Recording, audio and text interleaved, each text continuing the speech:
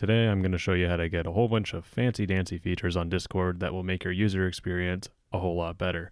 So to start off, you need to go to the first link in the description and you will see betterdiscord.app. You want to click the download button, and once it downloads and the installer opens up, all you need to do is pretend to read the license agreement. Once again, press next, then click on the Discord version you want to install Better Discord to. I click on Discord here, and most of you probably will too. And once it installs, it will restart Discord. The main thing you want to look for is you want to go to User Settings, scroll down, and if you see these Better Discord settings, that means you're good to go. If you don't see them, just join my Discord, and it's in the FAQ. So, moving on, how do we install an actual plugin? Well, if you go to one of the links that I have put in the description, you will see one of these links, Read All Notifications button. All you need to do is click Download. Then it will say that it might harm your computer. It will not. Just press Keep. Then you need to go into your downloads, and once you see that your plugin's downloaded, you need to open up Discord, go to your settings, then scroll down, click on plugins, and yours will be empty, but you need to open plugins folder.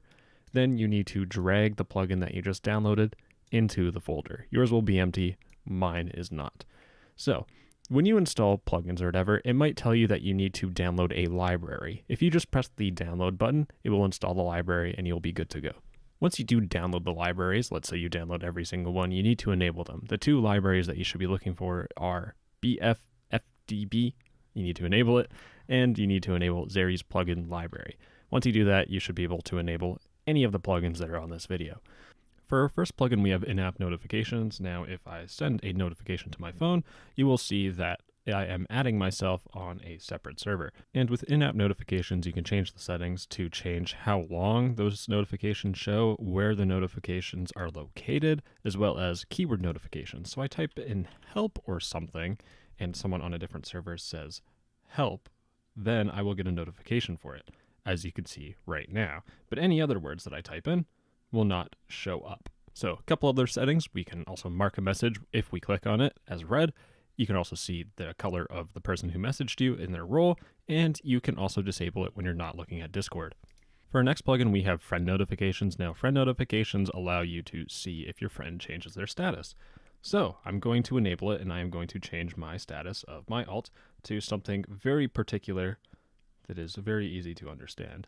I have changed it to pee pee poo poo. So as you can see, first off, I could see that my status is pee pee poo poo, and I could also see when my friends go online and offline. In the settings of friend notifications, you can see a ton of stuff. The main things I want to look over are you can also turn it so if you're on Do Not Disturb, it will turn off.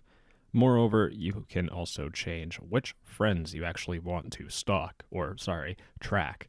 So it's up to you to pick whoever you want. If you have a ton of friends, it might take a very long time for you to figure this all out and remove all of them, but it allows even more customization, like adding someone who's not on your friends list, also getting notifications and changing the name of them, and also changing the sound for them if that's what you want. I would honestly keep it as muted because I have a lot of friends. Actually, I don't even have a lot of friends, but I have a good amount where all these notification sounds will drive me nuts. So if you have a small friends list, this would be absolutely perfect for you and your little buddies. For our next plugin, we have Read All Notifications button. Now, this is very good for someone who has a lot of friends or a lot of Discord servers. If I turn it on and I press escape, on the left, you will see a Read All button. If I press that button, it will remove all of the mentions, the ads, the notifications. Perfect. Just gets everything out of the way. Now, if we go back into our plugins, there are a couple of settings for it, but they aren't particularly useful. Most of it's just you can do unread servers, muted unread servers, unread DMs. You can customize the settings however you want, and you can also have a blacklist, which basically means turn it off for specific servers. Next up, we're going to be focusing on statuses a lot, so the first plugin I want to look at is CustomStatusPresets. If we enable it, and we just go back to our main page, and we try changing our status to something very important, pee pee poo poo, and we click Save as Quick Select, what it will do is it'll make it so that if I click on my status again, set as custom status, I can change my status and also include a specific activity mode. So it could be on online, idle, do not disturb, or even invisible. This would be really good for people who want to stay organized or maybe have a specific list or a certain kind of presets that they add, content creators, literally anyone. This is extremely useful because you can have multiple of these. All you need to do is just click on the button, add another one saying busy AF, and then put it as, a specific amount of time even, and you can change it to idle, save as quick select.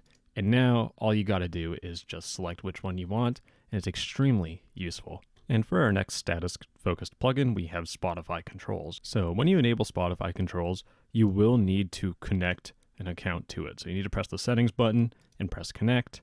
Then you need to press done, and you need to connect your Spotify account. But once you connect your Spotify account over and you try playing a song, you will notice that in your Discord, you have the options to advance your song forward. You can also pause it. Mind you, there is a little bit of a delay, but it is very convenient and nice to have. Not only can you just play, pause, and go forward, but you can also expand the album art image, and you can get shuffle controls, share song controls, repeat controls, and even volume controls, which is really important. And in the settings of SpotifyControls, you have a couple of little tweaks that you can make if you want to change the function of the plugin. And for our last status-focused plugin, we have GameActivityToggle, which is extremely straightforward. All it does is allows you to enable or disable game activity just by clicking on this button here. Now, the next section of this video is going to focus very much on chat plugins. So the first one we have is ChatFilter. Now, ChatFilter allows you to filter out words that might upset you, and you can even censor them as well. So open it up and go into the settings. Now you have general settings that allow you to change the default for blocked messages and censored messages, but the main one you want to look for is add new blocked or censored word. So in the added blocked words, you have a couple of settings here now. Regex, I would just ignore it, but we have these three toggles here. We have empty, which will actually just remove the word itself and not replace it with boneless poop. And we also have case and exact. Now exact would be if someone put in the word fart, but let's say someone put in the word farting, that would not get censored if you had exact enabled. If you disabled exact, then farting and fart would also both be blocked. We also have case, which basically means if someone puts a lowercase f, then it won't get censored. But if they put a capital case F, it will get censored. In this case, I want it to be exact. I'm going to click done. Now, I'm going to have a very mean friend type in a really rude word to me. Mind you, this doesn't work with recent words, but with new messages that get sent, it will get converted and blocked. Now, next up we have SpellCheck. Now, Discord SpellCheck is absolutely awful, so this one's just an absolute saint. So in the settings first, you can change the language, and you can also use a local dictionary file if you want, but the main thing you probably want to do is just configure the language. So I can only speak English, so I'm sticking with English. So I typed in important, but I can't spell. So all you need to do is right-click, SpellCheck, and you can choose one of the words that you think it is. Important. And you can also add that word to the dictionary. Just a very robust spell checking system. And the next plugin we have is GoogleTranslateOption. Now this one is absolutely fantastic. So the Google Translate plugin allows you to do a whole bunch of things just by clicking on this little box here.